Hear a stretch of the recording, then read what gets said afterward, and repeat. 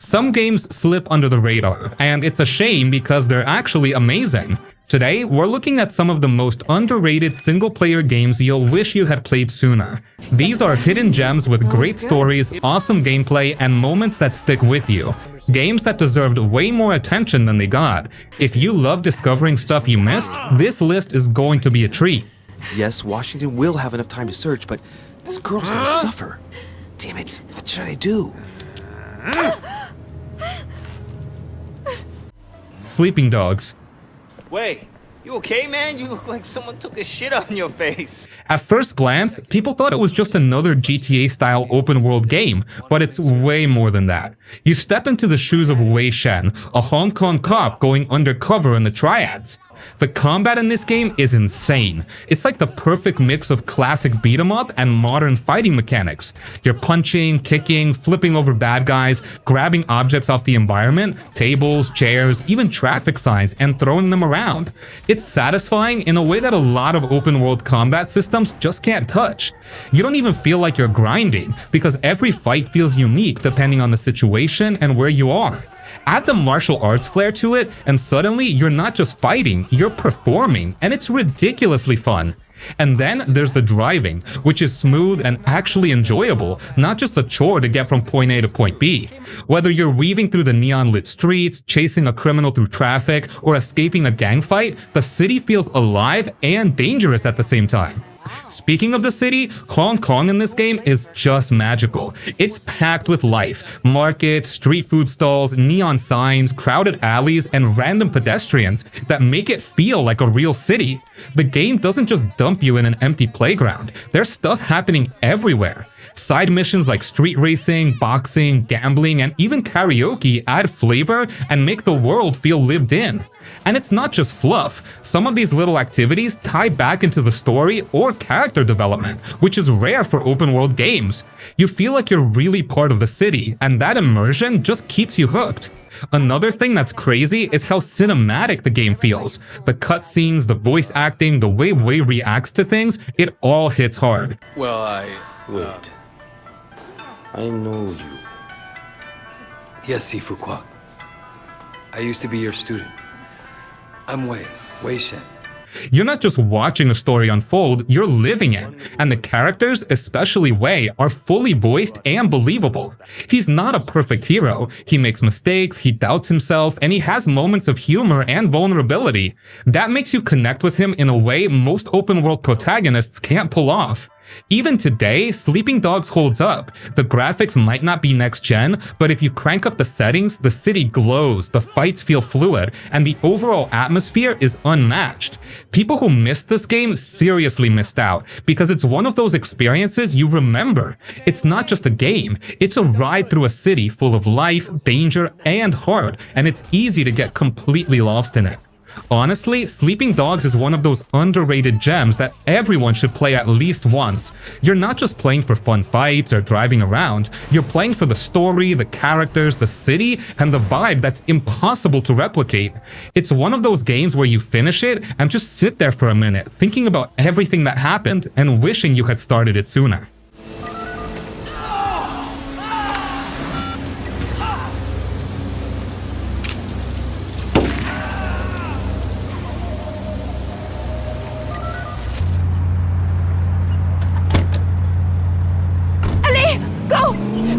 What's going on?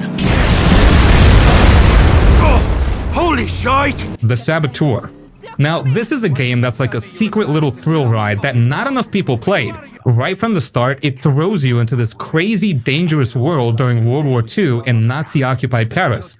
You play as Sean Devlin, an Irish race car driver who suddenly finds himself on a mission for revenge and freedom after personal tragedy hits him. And man, the story hits way harder than you'd expect for a game like this.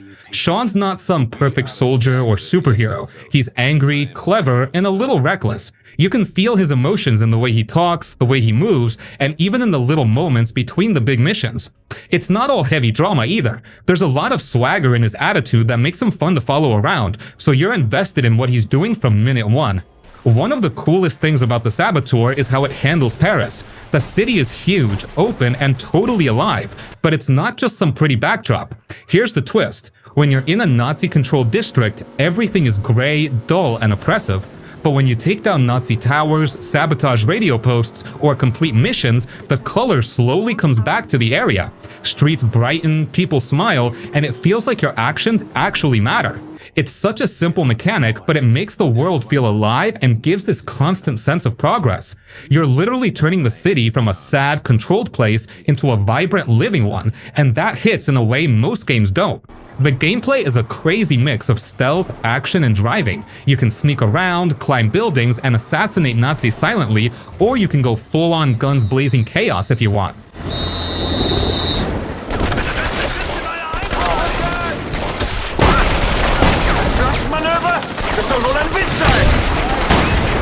Sean's parkour is smooth and satisfying. You can scale walls, leap across rooftops, and just generally move through the city in a way that feels awesome. And when you combine that with the explosive sabotage missions, it's ridiculously fun.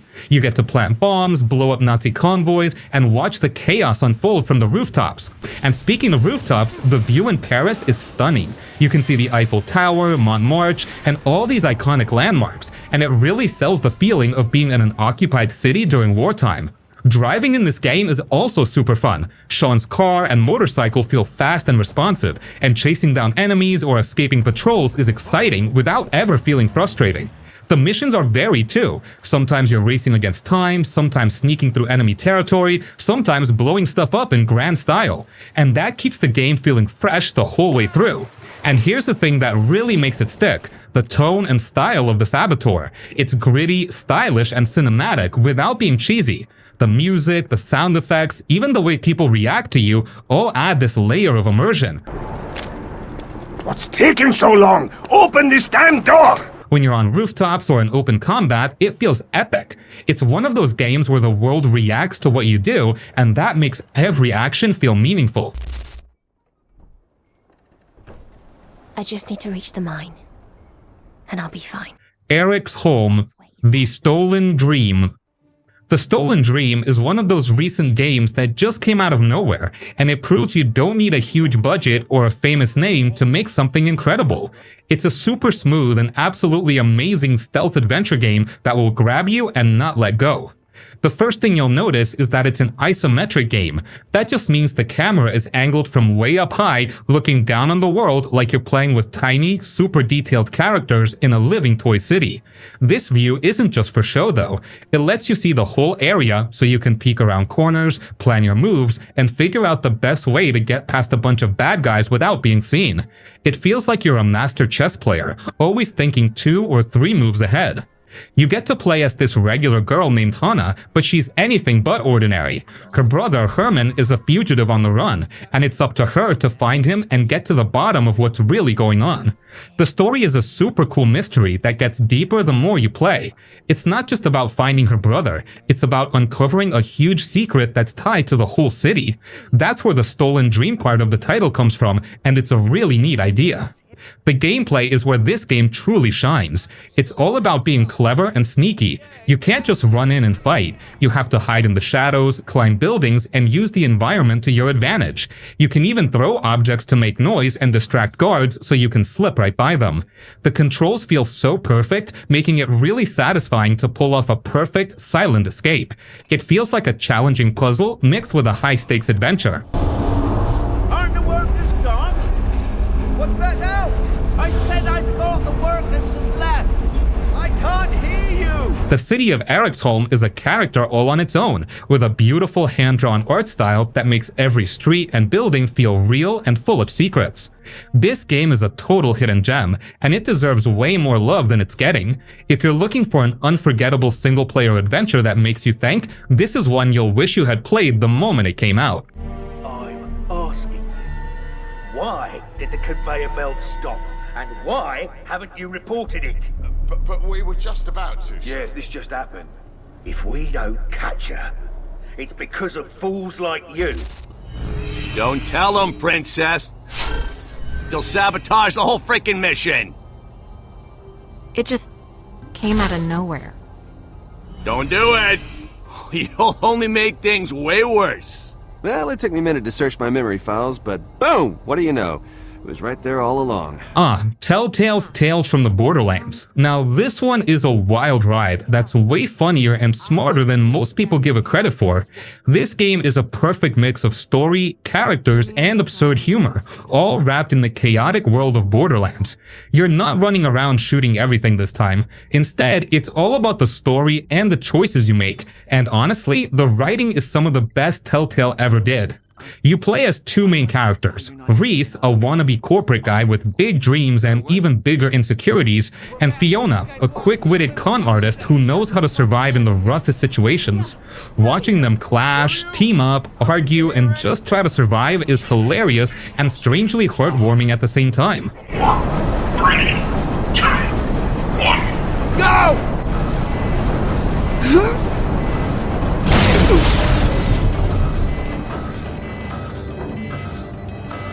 So then, why are the alarms still going? They're not perfect, they're kind of ridiculous, and that's exactly why you end up rooting for them. The story in Tales from the Borderlands is ridiculous in the best way. You're thrown into insane situations like chasing down Hyperion secrets, conning bandits, and accidentally stumbling into life or death scenarios. But every moment is packed with humor, and the dialogue is sharp, snappy, and full of personality. Unlike a lot of games where characters just exist to move the plot, Ryse and Fiona actually feel like people you'd hang out with, even if they're a little messed up. And the way the story branches depending on your choices makes you feel like you're really shaping how things go, even if the game does it in that classic Telltale style. One of the things that makes this game shine is how it blends comedy with real stakes. You're laughing at Ryse's ridiculous corporate plans one minute, and then suddenly the stakes are high, and you're actually worried about whether someone's going to survive. It's a crazy balancing act, but the game pulls it off perfectly. And the world itself feels alive too. Even though it's a story-driven adventure, the Borderlands setting is full of life, wacky characters, weird monsters, and all the chaos you'd expect from Pandora. It never feels boring, and it keeps you guessing what's going to happen next. The visuals are classic Borderlands style, cel-shaded, vibrant, and full of detail that makes every scene pop. And the voice acting is top-notch. Troy Baker as Ryse and Damian Clark as Handsome Jack are absolute standouts, bringing so much personality and emotion to every line. You can tell the actors are having fun, and it makes the whole experience that much more engaging. Every conversation feels alive, every joke lands, and every tense moment hits just right. Even though it's technically an adventure game with Telltale's signature point-and-click style, it never feels slow or boring. The pacing is great, the chapters move quickly, and the cliffhangers at the end of each episode make you want to keep going. And unlike other Telltale games that can feel kind of generic, Tales from the Borderlands has this spark that makes it feel fresh, funny, and genuinely exciting. Honestly, this is one of those games that's easy to miss because it doesn't have flashy combat or massive open-world exploration, but it's pure gold if you care about story, characters, and laughs. It's clever, funny, emotional, and it's got that perfect mix of absurd Borderlands chaos with genuinely human moments. People sleep on it, but once you play it, you can't forget Ryse, Fiona, and all the ridiculous stuff that happens on Pandora. It's a hidden gem that makes you laugh, care, and sometimes just sit back and say, wow, that was actually really smart storytelling. Hell yeah! This here's some of Rock's tastiest cream! Road 96. You're not the talkative type, are you, young blood? What'd you say? Ha! Just kidding. Now, this one is a totally different vibe, but it's just as addictive in its own way. From the moment you start, you know you're in for a journey, literally and emotionally. This game is all about escaping a country on the edge of chaos, and every time you hit the road, it feels like you're actually running from something bigger than yourself. You don't have big explosions or crazy combat, but the story is tense, emotional, and constantly surprising. It's like each little choice you make actually matters, and that keeps you glued to the game. You're not just driving down a road, you're making decisions that shape the lives of the people you meet, the country you're escaping from, and even your own story. The gameplay is deceptively simple. You hop from one car ride to the next, talk to people, make choices, and sneak past obstacles. But the simplicity is what makes it so powerful. Every interaction has weight. A single conversation with a stranger can change the entire path of your journey, and you never really know how things will turn out. The characters you meet are memorable, even if you only spend a short time with them. They have their own stories, quirks, and personalities, and it's easy to feel connected to them. You start the game thinking it's just a road trip, but it quickly becomes something deeper. You're invested in the people, the country, and the hope of making it to freedom. The art style is simple but effective, with bright colors in the open areas and darker tones when things get tense, which really sells the vibe of this collapsing country. And the story, man, the story is what sticks with you. It's about hope, survival, and rebellion, but it's also personal. You feel like your choices actually matter, and the way the game loops these stories together is genius. You can replay it and see completely different outcomes, which makes it feel like every decision actually counts. Honestly, Road 96 is one of those underrated games that sneaks under the radar but leaves a lasting impression. It's not flashy, it doesn't have giant battles or insane action, but it hits emotionally in a way that a lot of big budget games can't. It's one of those hidden gems you wish more people played because it's a journey you won't forget. Anna was training to be a veterinarian when the war broke out. The Germans were only 20 miles from Paris when she received a letter from her father. Valiant Hearts: The Great War. This game sneaks up on you. You think you're just playing some war game, but it's really about people. Like, you're following this bunch of characters: Emil, Carl, Freddy, Anna, and even this little dog, Walt. And the crazy thing is, you actually start to care about all of them. They feel like real people, not just game characters. The way their lives get tangled together in the middle of World War I is heavy, but in a way that sticks with you. It's not over-the-top drama, it's just life being hard, choices being tough, and people trying to survive and protect each other. The gameplay is kinda chill too. It's mostly puzzles, sneaking around, and exploring, but it all makes sense in the story. You're not solving random stuff just for fun. Like, you move boxes to block guards, sneak past enemies, or figure out ways to save your friends. And it's not easy, but it never feels frustrating. It's the kind of game where you stop and go, oh man, I feel for these people. Even little things like Walt running ahead and helping out just hit you in the heart. That dog is basically a tiny hero, and you can't help but smile when he does something clever. The art style is gorgeous too, like a moving comic book. The colors, the little animations, the details, it all pulls you in. But don't let the pretty look fool you. The game doesn't shy away from how brutal war was. You see the destruction, the sadness, and the fear, and it actually makes the quiet moments with the characters feel even stronger. And the music, man, the music knows exactly when to hit. Emotional, haunting, a little hopeful sometimes. It's perfect for what's happening on screen. The Germans held their position. The mission was a failure. What really makes it stick though is the story. You're not just fighting battles, you're living the story of ordinary people in extraordinary circumstances. It's about love, friendship, survival, and even tiny acts of kindness. You get little glimpses of history woven in too, which makes it feel smart and meaningful. And when you finish, you just sit there thinking about the people you've met, the tough choices, and the little victories along the way. It's not flashy, it's not a bombastic action game, but it's the kind of game that leaves a mark on you. The German army was about to experiment with a new weapon near Ypres, Anna's hometown. It's a retractable bridge. They used them at the prison I was in. Too bad the controls are on the other side of the giant chasm. What are you? Do not have time to dawdle in this jungle. I shall hurl the creature over the chasm so he may activate the bridge. I may activate a hole through your face! Guardians of the Galaxy. This game is an absolute blast, and honestly, it's one of those games you play and just can't stop smiling. From the moment you step into the shoes of Star-Lord, you're thrown right into this chaotic, hilarious, and surprisingly emotional adventure through space. And what makes it so good isn't just the flashy action or the flashy visuals, it's the characters. You're not just controlling Star-Lord, you're hanging out with a whole squad of misfits, each with their own insane personalities. Rocket's sarcastic and snarky, Groot's adorable and somehow wise, Gamora's intense but secretly soft, and Drax, well, Drax is pure unfiltered honesty that cracks you up non-stop. Peter Quill. Peter Quill, wake up. Holy crap, Drax. You gotta stop doing this, man. It's weird. The betrayer is ready to begin her mission. She has requested your presence in the cockpit. Gamora's on our side, Drax. She is the spawn of my sworn enemy, a murderess and a traitor. I do not trust her. The way they all bounce off each other feels real, like they could have been your friends if you hung out with them in space. The story is solid too. It's full of twists, big emotional beats, and those smaller, quieter moments where the characters just talk, argue, or joke around, and you actually care about what's happening. It's fun, it's dramatic, it's silly, and somehow it hits you right in the heart sometimes. The game doesn't just rely on explosions and space battles to keep you hooked. It's about the crew, their friendships, and how they grow together while trying to save the galaxy.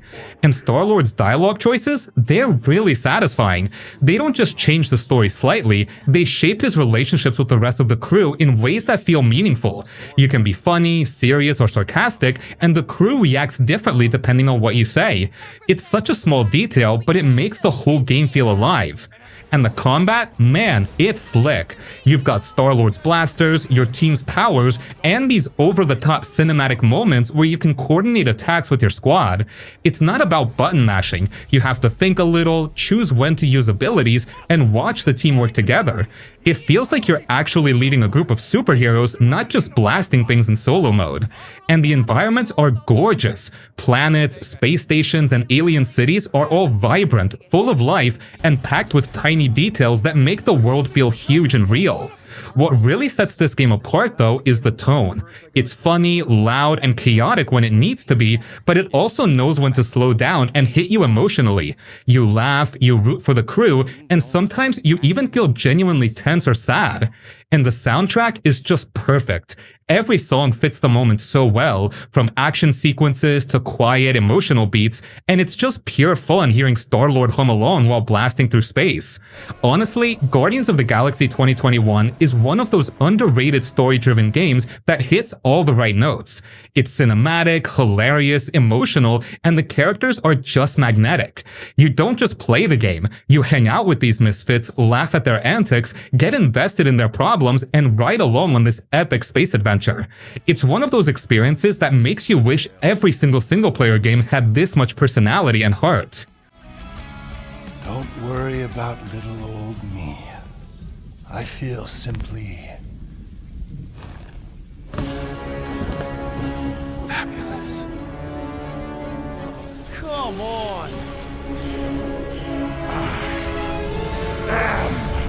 Eternal! You're a dead little girl! I got you! No! Let go of me! No! Stop!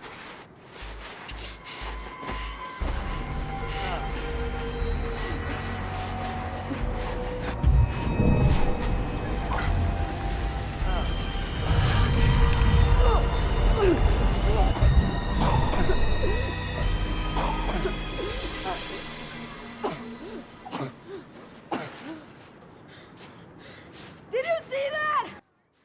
She nearly killed me! Beyond Two Souls.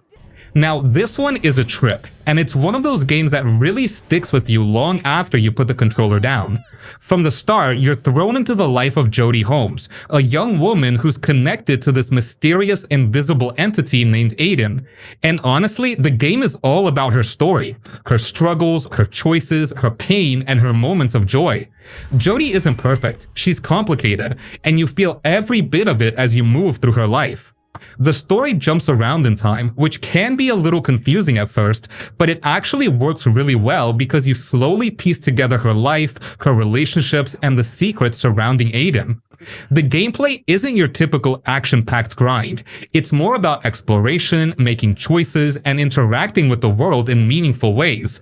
Sometimes you're sneaking around, other times you're in tense situations where Aiden's powers can help you or get you into more trouble. The cool thing is, Aiden isn't just a gimmick. He's like an extension of Jodie. You feel connected to him, and the way you use his powers can totally change how situations play out. And the game doesn't hold your hand. Some moments are intense and emotional, and it's easy to get sucked in because the stakes feel real. Visually, the game still holds up well. The environment, the character models, even the subtle animations like Jodie's reactions or Aiden floating silently nearby all add to the immersion. The game knows when to slow down and let you feel the moment, and when to ramp up the tension and action. And the music ties it all together. It's haunting, emotional, and perfectly timed to the story beats. Jody! My God. Are you all right? Good God, what happened? I just wanted to go out and just be like everyone else for once. Oh, no. William Brocious, John Peters Ringo, they all wanted me dead. Call of Juarez, Gunslinger. Now, this one is pure old-school Western fun with a twist. The game begins with you stepping into the shoes of Silas Greaves, a bounty hunter with a story to tell. And it doesn't take long before you realize this isn't just some straightforward Western tale. The way the story is told is actually the coolest part. It's all framed as Silas recounting his life to a bartender. And the twist is he's exaggerating, forgetting, or outright lying at times. That makes every duel, every heist, and every chase feel alive and unpredictable because you're never 100% sure what's true. It's like a cowboy version of storytelling where the legend grows bigger the more he talks. Combat in this game is slick and satisfying. You've got classic Western guns, revolvers, rifles, shotguns, and the shooting mechanics are tight and responsive. But the real fun comes from the duels. They're tense, cinematic, and full of style points. The game even has a skill system where you can improve your shooting and reflexes, and it's all presented in this fast-paced, almost arcade-like way that keeps you hooked. The way the game blends quick-draw duels with exploration and chasing down outlaws keeps the pacing perfect. You're never bored, and the action always feels rewarding.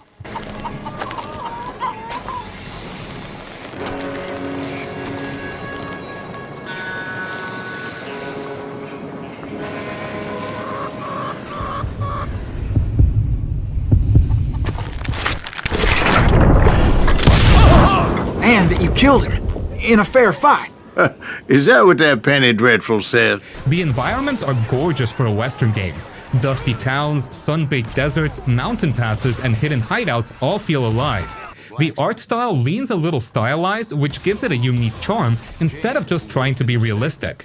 You can almost feel the wind in the canyons or the heat radiating off the streets. And the little storytelling touches like campfire flashbacks or sketches of characters appearing as you tell the story add this extra layer of personality that's rare in shooter games. The story itself is surprisingly strong. Silas isn't just a tough bounty hunter, he's human. You see his ambition, his flaws, his humor, and even his regrets. The way he interacts with historical Wild West legends, whether he's exaggerating or not, is hilarious and fun. Every chapter is like a wild ride through the myths of the Old West, and it feels like the game is winking at you the whole time, saying, yeah, this might be true, or maybe not. Honestly, Call of Juarez Gunslinger is one of those underrated games that hits the sweet spot of story, action, and personality. It's fast, fun, and full of charm, and it doesn't overstay its welcome. You get the thrill of duels, the excitement of hunting down outlaws, and a narrative that's more playful and inventive than most shooters. People sleep on this one, but it's pure Western gold, and once you play it, you can't help but appreciate the mix of humor, action, and storytelling that makes it stand out from the crowd. Just to shut her up. Well, the locals recognized the Daltons right off. Before they could get away, half the town took up arms to defend their property. You got us a hero. Put some holes in him! I just need 10 minutes. But if my vision is true, there are two men nearby discussing very important issues, and one of them looks much like Mortimer. Washington is very kind, but I came to this island for my mother, not for his ghost stories. The Council is a narrative-driven adventure game with RPG elements. You play as Louis de Rocher, a guy drawn into a secret society of super rich, powerful people in the late 18th century. The basic premise is that Louis is searching for his missing mother, but the story quickly pulls you into a web of politics, secrets, and conspiracies. You're not just sneaking around or shooting people. Most of the game is about dialogue, exploration, and making choices that actually matter. Gameplay is mostly about investigating the mansion and interacting with characters. You'll talk to everyone you meet, but it's not just small talk. You have a skill system that affects conversations, things like charm, intimidation, or psychoanalysis. Choosing the right approach can get you info, make allies, or backfire in hilarious or dangerous ways. You also look for clues, letters, hidden objects, or odd details in the environment. Finding these can completely change your understanding of a situation. The goal is to navigate this twisted, high-stakes world without getting manipulated or outsmarted. You're constantly deciding who to trust, who to confront, and how to handle delicate situations. Some chapters are tense and brainy, while others let you explore rooms and poke around at your own pace. The mansion itself is part of the gameplay, creepy, elegant, and full of secrets.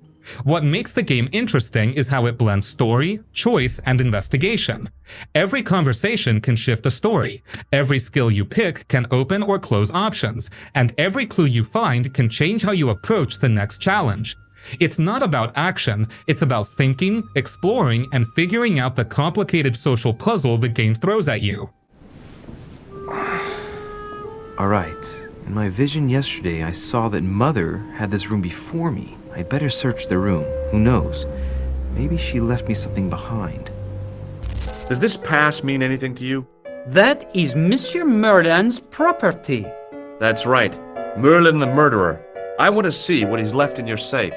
Impossible. I cannot betray his confidence, no matter what you say he's done. Broken Sword, Shadow of the Templars, Reforged.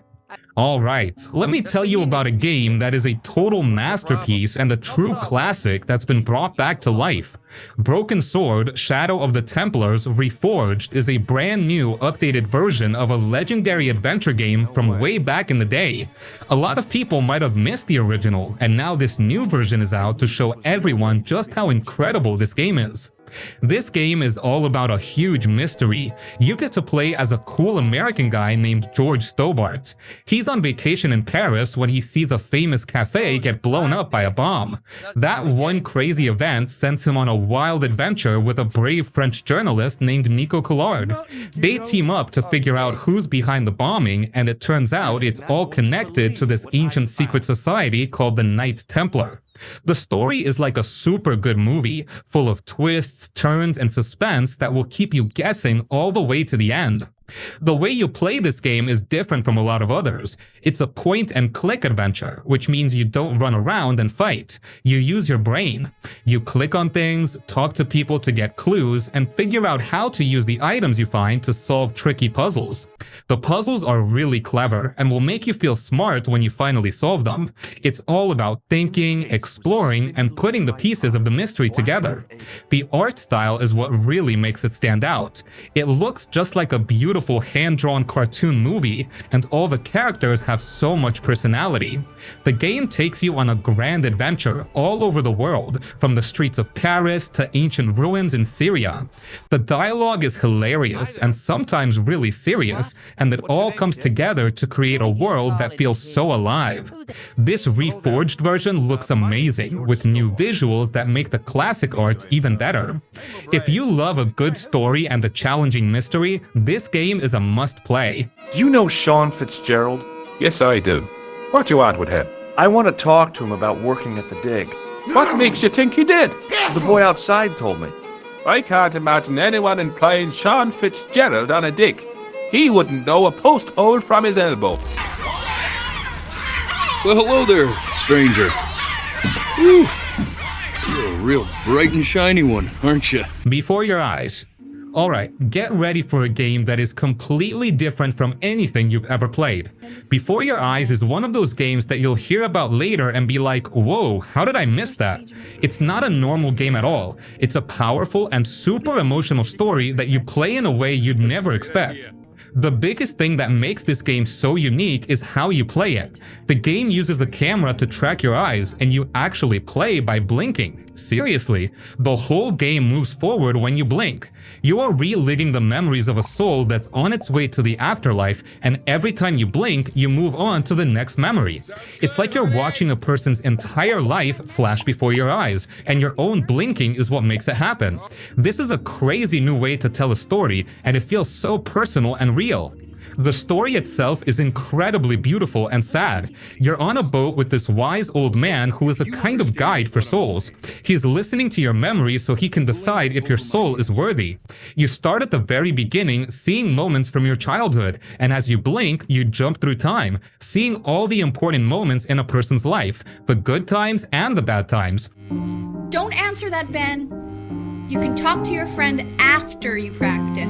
It's a game that will really make you feel a lot of things. It's all about the little moments that make up a whole life. Even though it's a short game, it's a really powerful journey that will stick with you for a long time.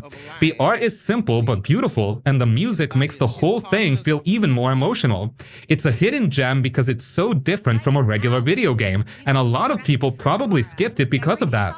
But it's an experience, not just a game. It's one of those amazing games you'll be really glad you finally got to play.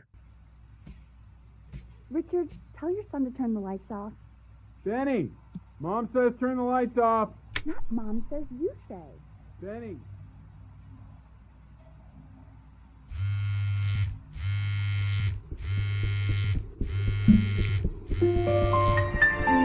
Wow. Didn't think you'd actually pick up. That's no problem. Angela!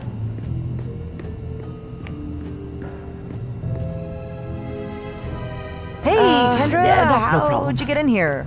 Well, all supervisors have access to their employees' apartments, just in case.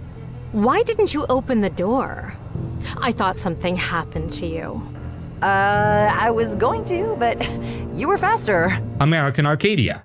American Arcadia is a total hidden gem, and it's a newer game that more people should have played. It's got a super clever story and 2 different kinds of gameplay all in one. The whole game is based on this crazy reality TV show that's a lot more twisted than you think. You play as a guy named Trevor who is a simple person living his life in a perfect-looking city. But what he doesn't know is that his whole life is actually a TV show called American Arcadia, and millions of people are watching his every move. And get this, if the audience gets bored with him, they vote him off the show, which means he gets removed or worse. The story kicks off when a producer named Angela decides to help Trevor escape after she realizes how messed up the show is. What makes this game so awesome is how you play it. There are 2 parts. When you are Trevor, it's a 2.5D side-scroller. You have to run, jump, and hide from guards as you try to escape the fake city. It feels like a cool action-adventure game. But then, you also play as Angela in a first-person view. You're in a control room and you have to solve puzzles to help Trevor.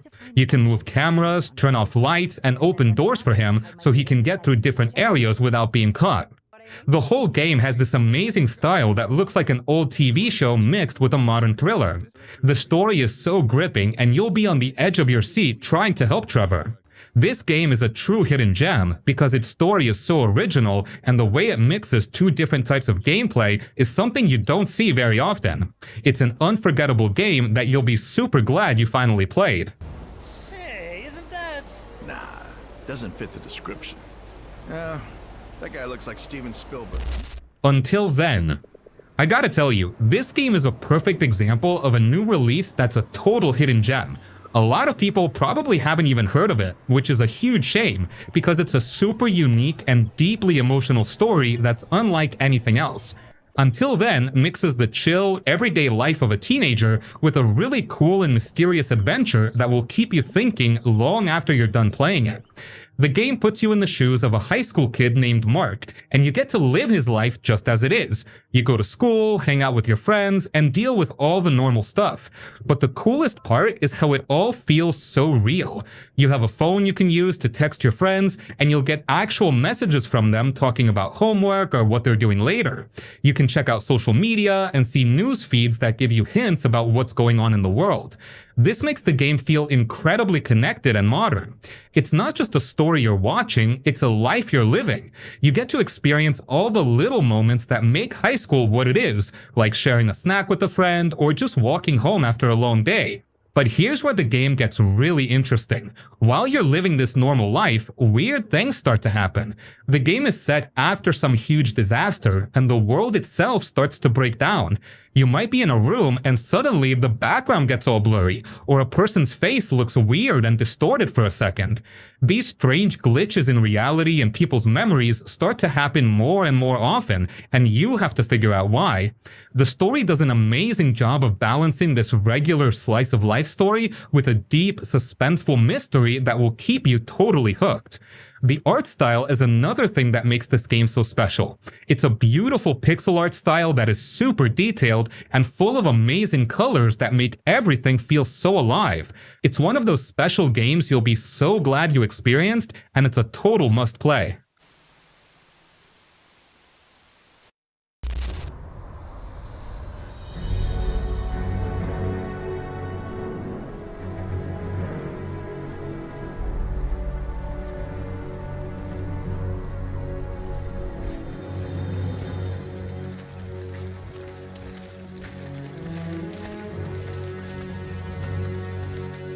Ryse, Son of Rome.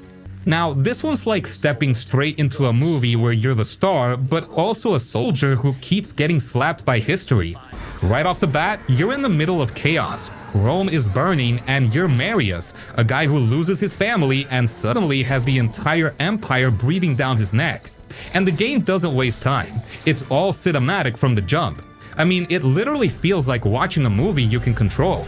The cutscenes blend right into gameplay so smoothly that you barely notice when you're watching or when you're swinging a gladius through a dozen enemies. Combat is ridiculous, in that perfect, I feel like a badass but also barely surviving kind of way. You're slicing, parrying, countering, and it's all tied to this rhythm thing that makes you feel like you're really in the fight. One moment you're taking down a centurion with a perfect strike, the next you're knee-deep in enemies trying not to get stomped. And somehow it feels cinematic without ever feeling scripted. And the executions, man, they're brutal and flashy, but in a way that feels earned. You don't just mash buttons, timing actually matters, and when it works, it feels amazing. The story is kind of simple on paper, a revenge tale, but the way it's told makes it stick. You see Marius grow, you feel his rage, his grief, and the game makes you live it with him. And the voice acting plus facial animations, yeah, they do a solid job selling every punch, scream, or shout for vengeance.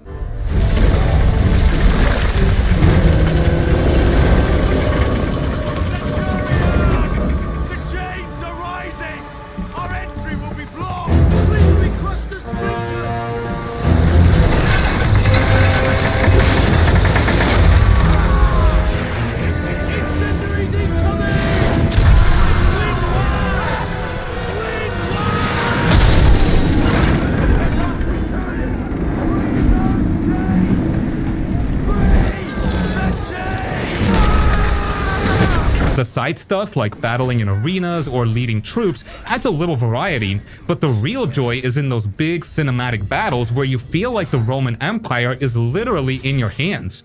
Visually, it's stunning. The textures, the scale of the battles, the environments, the sheer number of enemies, it all looks insane for the time, and it still holds up pretty well. Rome feels massive, alive, and oppressive when it needs to be. You're never just walking through a corridor, you're marching through history, and it hits in a visceral way. The music drives that too. It's huge, orchestral, epic, and it makes even small encounters feel like part of some grand epic.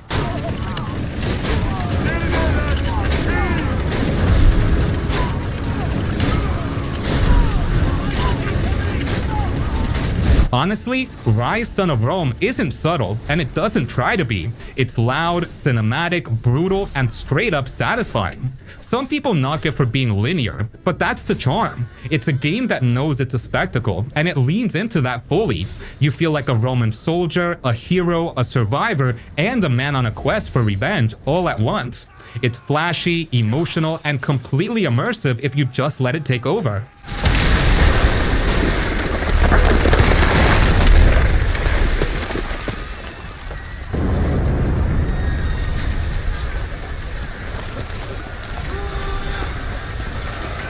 Go, Marius! I'll hold them off until the ship is clear. No! You have to go! You must live!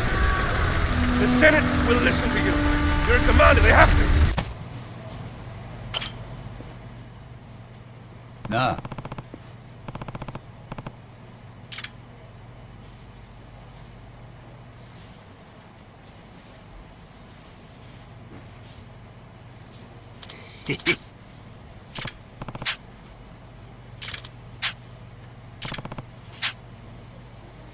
Yeah. Judgment. Now this one is a trip. You're not playing a traditional Yakuza game, even though it kind of feels like it at first. You're Kiryu's spiritual cousin. I mean, well, not literally, but the vibes are there. Instead, you play Takayuki Yagami, a lawyer turned detective who's trying to solve this string of brutal murders in Kamurocho. And immediately, you get thrown into this world where the city is alive, chaotic, and kinda scary if you think about it too much. Neon lights, shady alleys, people arguing, gangsters lurking, it's all happening around you, and you're trying to make sense of it. The thing I love about Judgment is how it mixes detective work with full-on chaos. You're tailing suspects, interrogating witnesses, piecing together evidence, and then boom, you're in a fight in the middle of the street with 5 guys trying to deck you. It's ridiculous, it's cinematic, and it works so well. And Yagami's got this cool edge. He's sarcastic, a little hot-headed, but also smart enough to figure out the crazy stuff happening around him. Watching him navigate these situations is half the fun.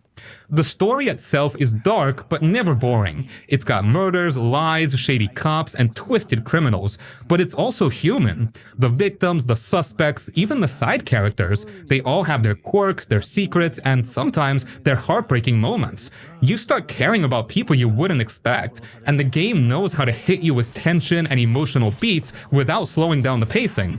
Combat is solid too. Yagami can switch between fighting styles on the fly and it feels smooth and satisfying. One second you're throwing punches like a brawler, the next you're flipping into acrobatic moves to take down a bigger guy. And the heat actions, man, they never get old. They're flashy, brutal, and feel earned every time. And Kamurocho itself, it's alive. Shops, karaoke, arcades, random conversations. You can spend hours just wandering around and soaking it all in. Side quests are wild too, sometimes ridiculous, sometimes touching, and they make the city feel lived in. It's like a playground full of stories happening at the same time as your main case.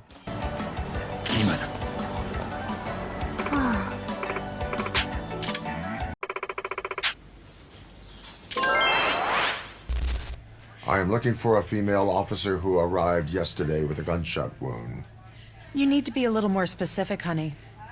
Her name is Lewis. She is in a coma. RoboCop, Rogue City. Now, this is a weird little mix of nostalgia and chaos that somehow works. You step into the shiny metal boots of RoboCop, Detroit's walking, talking justice machine, and immediately it feels like you're living in that gritty, rainy, crime-ridden city straight out of the 80s movies, but updated, like someone actually gave RoboCop a modern playground. The game leans hard into that classic vibe, loud sirens, neon lights reflecting off wet streets, and mobs of criminals thinking they can mess with you. Spoiler, they can't. Combat is satisfyingly brutal. You're not just shooting, you're doing RoboCop stuff, landing heavy hits, using your targeting systems, and watching criminals crumble like paper. And the thing is, it's not all mindless. Timing matters, positioning matters, and yeah, the occasional cinematic slow motion moment where you just blow everything up feels amazing. There's a rhythm to it that makes you feel like an unstoppable force without taking away the tension. You know RoboCop can handle it, but the chaos around you keeps your adrenaline pumping. The world itself is cool in this weird way. Detroit's full of side stuff, from muggings to gang fights, and it all makes the city feel alive. The civilians, the cops, the gangs, it's messy and chaotic, but it works for the theme. You feel like a walking law enforcement nightmare for anyone dumb enough to commit a crime. And the visuals, while not photorealistic, nail that gritty, rainy, urban noir style that makes the world feel alive and dangerous. Story-wise, it hits classic RoboCop beats. Corruption, crime lords, shady corporations, it's all there. And somehow, playing as RoboCop, you actually feel like your choices and actions matter, even if you're just stomping through bad guys and saving civilians. There's a sense of being more than just a machine. You're enforcing law, making the streets safer, and yet you still feel the weight of the city's chaos. Honestly, RoboCop Rogue City is one of those underrated single-player experiences that makes you feel powerful, but also a little nostalgic for the old-school RoboCop films. It's violent, fun, and has enough personality that it doesn't feel like a generic shooter. You walk away feeling like, yeah, I'm RoboCop and Detroit streets are mine. It's chaotic, cinematic, and surprisingly human for a robot story. They're drugged out of their minds. There's no reasoning with them. Please just leave. There's no money laundering going on here.